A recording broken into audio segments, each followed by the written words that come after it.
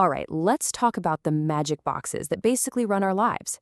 I mean, have you ever really stopped to think about what's going on under the hood?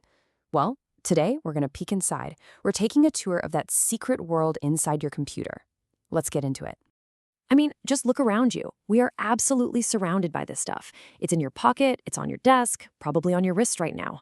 You know, when you stop and think about it, we spend all day tapping, swiping, and clicking. It's how we connect with, well, just about everything.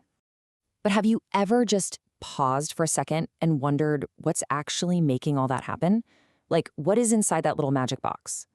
Well, that's exactly what we're doing today. We're going to crack one open, metaphorically, of course, and meet the team of parts that makes it all tick. Okay, so first stop on our tour, we've got to start with the foundation, the one piece that holds the entire team together, and that is the motherboard. Wow, right? Just take a look at these things. They are so complex. It's almost like looking down on a miniature city, you know? With all these tiny highways and connection points. And it doesn't matter if it's a giant gaming PC or a super thin laptop, this thing is the bedrock for all of it.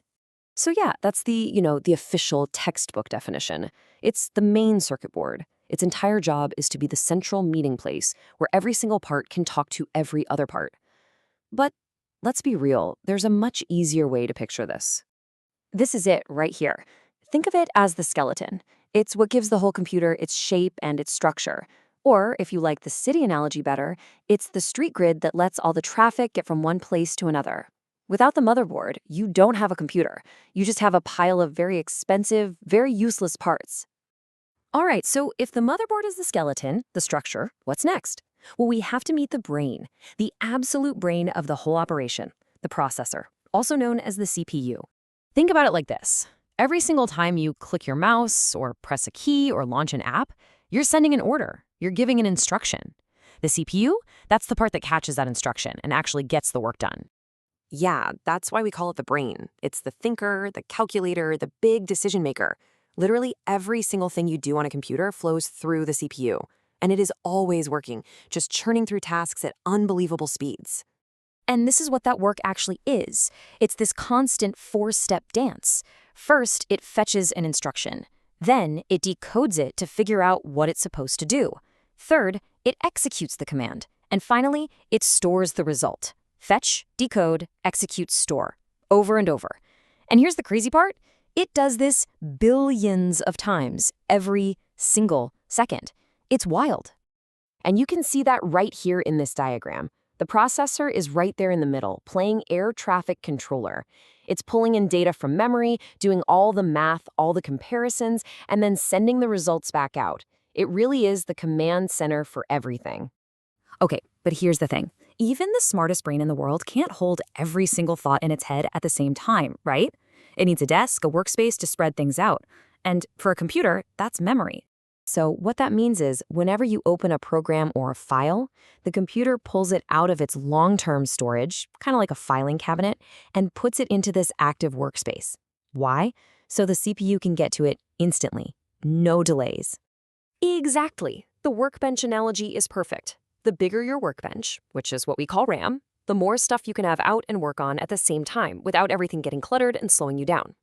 But there's a really important catch with this kind of memory. See, most of that workbench space, that RAM, is volatile, and that's a key word. It means as soon as you cut the power, poof, everything on it is gone. It's totally temporary. Non-volatile memory, on the other hand, that's your hard drive. That's the filing cabinet. That's what holds onto your stuff for good, even when the computer's off. So let's get down to the absolute basics. How is any of this information actually stored? Well, it all boils down to the smallest possible unit of data a computer understands. It's called a bit. And really, it's just a tiny little switch. It can be on or it can be off. That's it. We represent that with a 1 for on and a 0 for off. Now, one little on-off switch by itself, not super useful. But when you line up 8 of them in a row, now you've got something. That group of 8 is called a byte. And here's where it all clicks. 1 byte, that little group of 8 on and off switches, is just enough information to represent a single character, like the letter A or a question mark.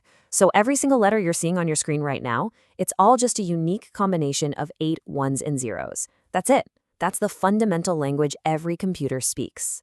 Okay, let's do a quick recap. We've got our skeleton, the motherboard. We've got our brain, the CPU. And we've got our workspace, the memory. But that team can't do anything without some critical support stuff working behind the scenes. These are kinda the unsung heroes of the whole operation. You've got adapter cards that can add special skills, like a powerful graphics card for gaming. You've got buses, which are basically the superhighways built into the motherboard that let data zoom between all the different parts. And, of course, none of it works if it's not plugged in.